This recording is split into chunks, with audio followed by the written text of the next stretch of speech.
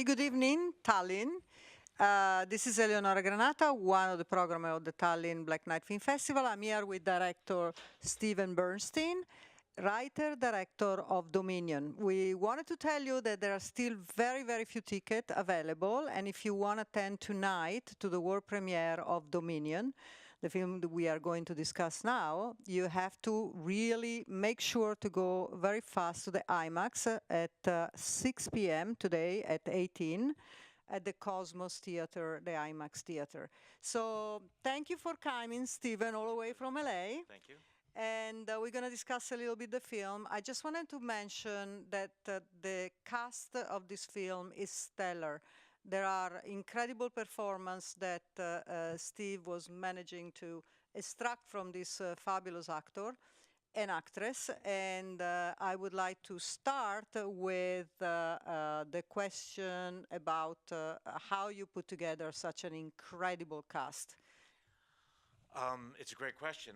I'm not sure exactly how I did it. I think it was, good fortune, but also I like to think it's to do with the writing. A lot of people don't realize that actors want good material. They want roles they can sink their teeth into, to do something substantive to demonstrate their abilities as actors, as performers.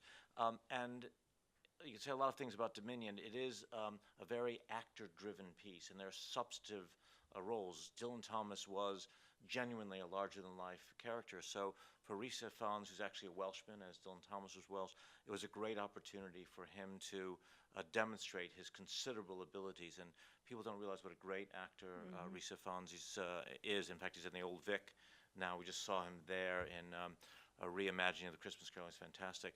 Same thing with John Malkovich. John read the script, loved it on a first reading, and signed up immediately. Soon followed by the fantastic Rodrigo Santoro, who, again, a very gifted Brazilian actor, read the material, loved it, came all the way from Brazil to be in the film. John came back from Europe to be in the film. Rhys came from Wales to be in the film. We shot in Montreal. We got actors from all over the world, and Tony Hale and Zosha Mamet came from New York and Los Angeles, respectively. So nobody was local. Everybody came, and they responded to the material as an opportunity to really demonstrate their abilities as performers. Yeah, and talking about the script, Dylan Thomas, the great poet, this is a story, as you probably read already, about the last few days of Dylan Thomas. And it's all, the material and the script is so amazing, his poetry itself. And I was wondering how much of Dylan Thomas and how much of Steve Bernstein we have in the script, because it really is a masterpiece. I have to say that with no any hesitation, because you guys will judge by yourself, but it really is an extraordinary poetry and a beautiful flow of word, and I really wonder how much of Dylan Thomas and how much of our writer-director Bernstein here there is in the film. After those kind words, I'm almost embarrassed to say that it's all me. I wrote all of the script, all the dialogue in the film is my own. Maybe I was channeling Dylan Thomas. I was inspired by him. I've written poetry most of my life, and Dylan Thomas was my first and most profound influence. So I think he and I, if I can be so presumptuous, share a language, a syntax, and a style, but all the dialogue in the film is my own.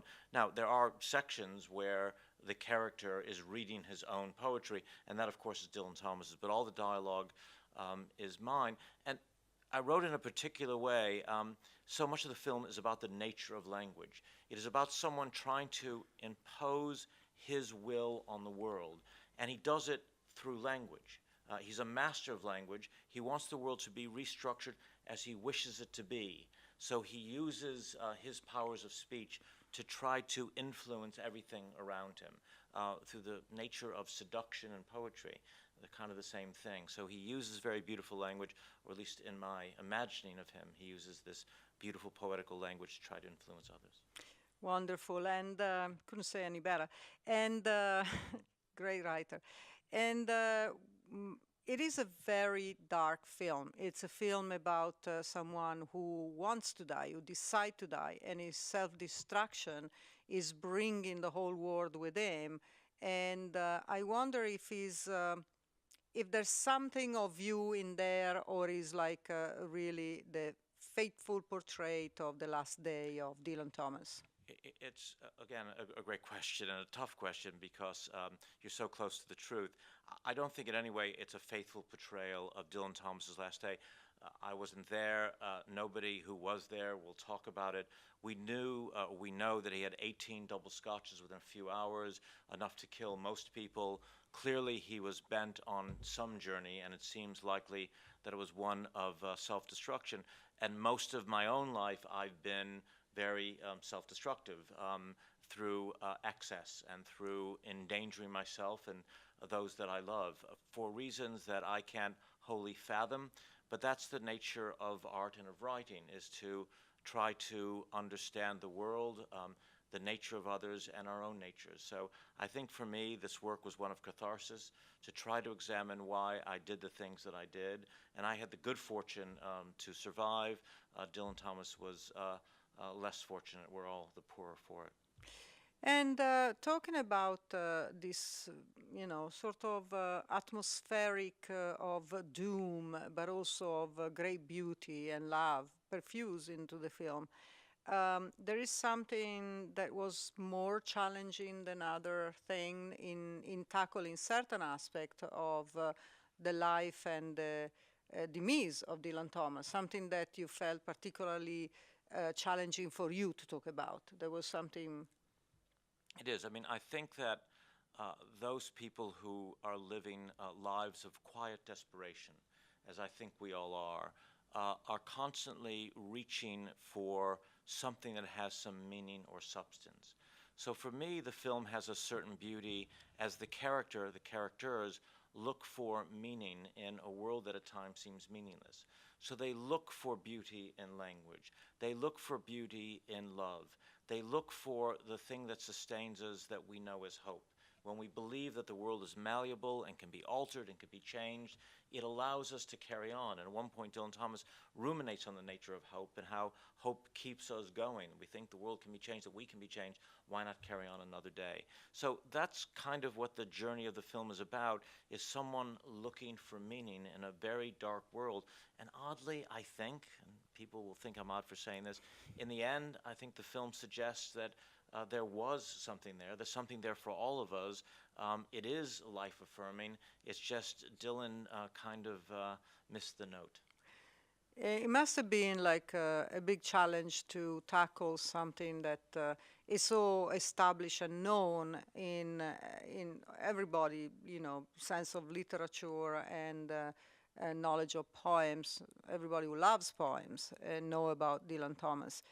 And I wonder if it was a difficult project to bring to the screen, because I would imagine that being such a courageous and,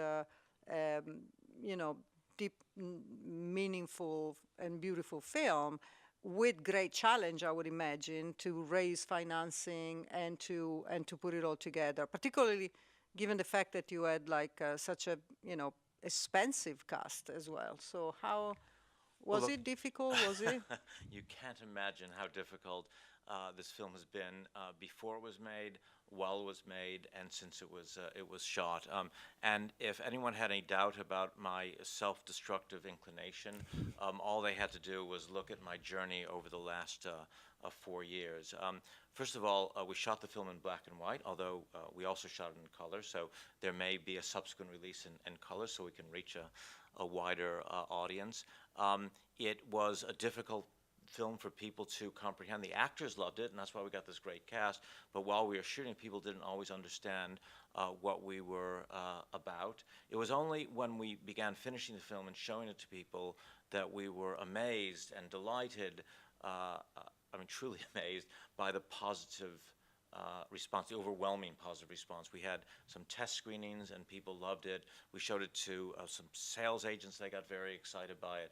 We showed it to senior people in the industry, and suddenly there was this phenomena which you would think that, as most directors are narcissists, that I would have anticipated. but I didn't, because every filmmaker, when they makes a film, loses track of what they've done. You become overwhelmed by it, and then ultimately become immune to the film's own charms. And then when we started getting these responses from people very kindly like yourself, we were just stunned by how much people seem to be liking it.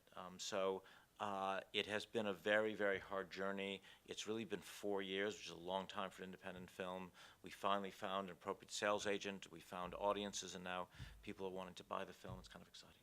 That's great. So Tallinn is going to have like the world premiere, and the cinematographer is going to be at the theater together with the director and the producer.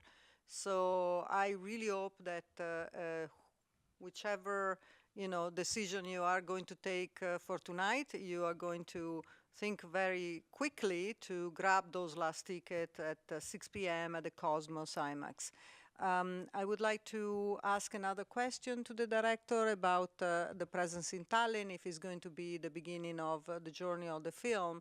And I hope it's going to be an auspicious one, the fact that we are in this very welcoming town in the Baltic Sea. It's a very unusual place for an American director, but also I think it plays well into the nature of this film, which is a lot more daring and a lot more artistic, but accomplished than many other, film festival would have want to present film. It's like it's a very special film for a very special festival. And I wonder if so far you had a good impression of Tallinn, or it's like you can imagine. Look, my family is from down the road, as it were, from Lithuania and Poland.